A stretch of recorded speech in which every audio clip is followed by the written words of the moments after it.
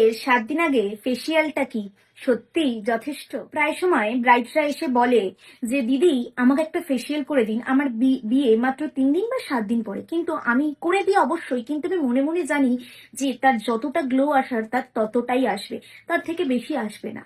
Turnover circle 28 দিনে, মানে একটা ট্রিটমেন্টের পর নতুন হেলদি সেল সারফেস আসতে লাগে পুরো 1 মাস। 7 দিন আগে ফেসিয়াল করলে কি হয়, ডেড সেলস সরে, টেম্পোরারি গ্লো আসে, কিন্তু ডিপার লেয়ারে কোলাজেন বুস্ট, ইভেন টোন এগুলো হয় না, কারণ এগুলোর জন্য সময় নেই। আর সবচেয়ে বড় রিস্ক, বিয়ের 7 দিন আগে স্ট্রং ট্রিটমেন্ট নিলে রিয়াকশন হতে পারে, রেডনেস, সেন্সিটিভিটি, ব্রেকআউট, ঠিক বিয়ের দিন। তাই আমি 7 দিন আগে কি করি, জেন্টেল হাইড্রেটিং ট্রিটমেন্ট করি, স্ট্রং কিছু না, কারণ বিয়ের দিন নষ্ট হোক এটা আমি চাই না। ব্রাইডাল গ্লো চাইলে 3 মাস আগে থাকতে শুরু করুন। আর আমাদের স্যালনে ব্রাইডাল গ্লো প্যাকেজ রয়েছে, আপনারা যদি আমাদের সাথে কন্ট্যাক্ট করতে চান তাহলে অবশ্যই স্ক্রিনের নিচে নাম্বার দেওয়া রইল।